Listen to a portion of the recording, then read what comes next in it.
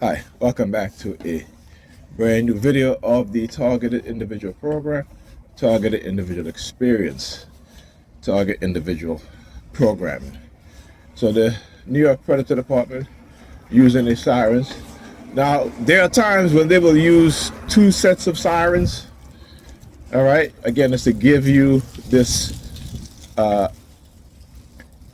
perception of now you have two different teams of New York Predator Department, uh, I guess whatever,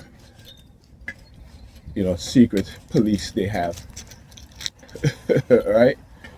And that they're both in accord in terms of continuing to target you and so forth.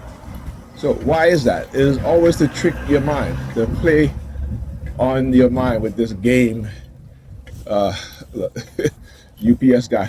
So why have I been mentioning the UPS guy, the Amazon guy? I should say UPS and Amazon for the past couple of days, because again, whenever I order something, whether it's coming from, if it's coming from both UPS, who's going to be delivering it, I should say, not coming from, but who's delivering it, UPS and FedEx, I start to see those delivery, just like yesterday, right? With the Amazon delivery driver. All right, so there's always this threat of stealing my packages and stuff like that. Because again, this is how they, they need to engage in these sort of coercive threats and these sort of criminal activities in order to try to prevent you from ordering anything, right? You as a TI. Okay, this is what they do. This is part of the coercive persuasion program. Well, if you don't be quiet, if you don't silent, if if you don't stop exposing what is we doing, then we're going to continue to make your life difficult. And I'm like, hey, go ahead, go ahead, because your life is going to become difficult too. Right? Your life, I mean, like I said, if you're attacking my children, your children are going to be attacked too. Simple as that. So I have nothing to worry about, like I said, ain't no fear here. You know what I'm saying? And all I gotta do is keep speaking the truth. Now, yesterday I talked about how they were using the Haitians, right, in my targeting. That is part of white white claw. I can always tell when they do certain things, and they'll send certain people to engage in certain subliminal messages. Now, again, it's not that it says well, it is what it says, white claw, but there's an underlying double meaning. And I talk about how we're being programmed, right? So when they use certain letters, words that be given certain letters, words itself, right? Because they understand how words are used to manipulate us, right? Words are used to entrain our minds, right? Indoctrinate us, program us. So to be able to do it out in the open with the use of technology and also psychological manipulation, and the use of technology, that's a huge thing. And let me not forget, right? Drugs, covert warfare, and so forth. Right? All these things are in combination to this coercive persuasion program that falls under the umbrella of cognitive warfare. Because in cognitive warfare, it is much more. It is financial manipulation.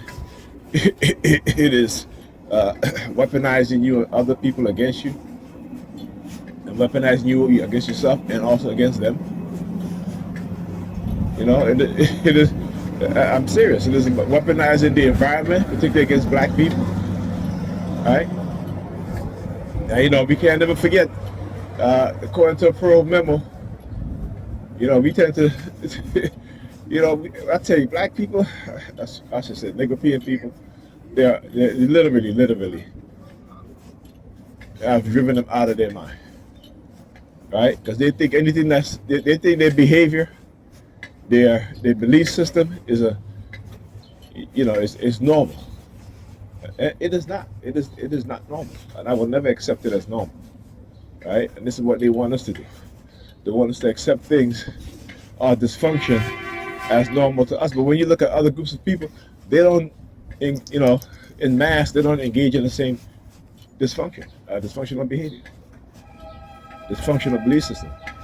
Because we believe any damn thing. You know, churches, black churches telling black women, oh, instead of telling them, lose weight, be healthy, right? Listen to your man or your husband. No, they're telling, oh, you need to be equally yoked, right?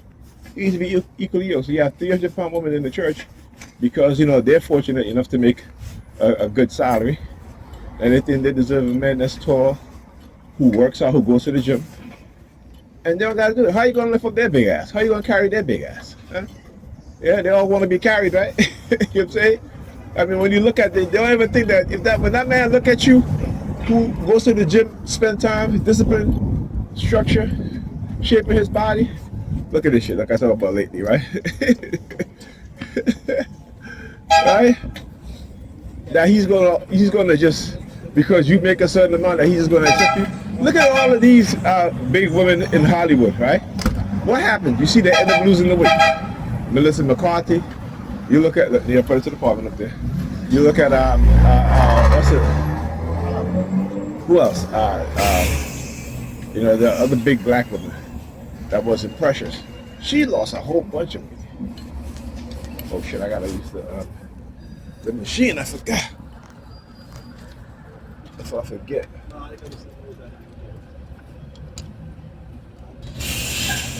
Oh, come on, don't leave, come on. Come on, don't leave.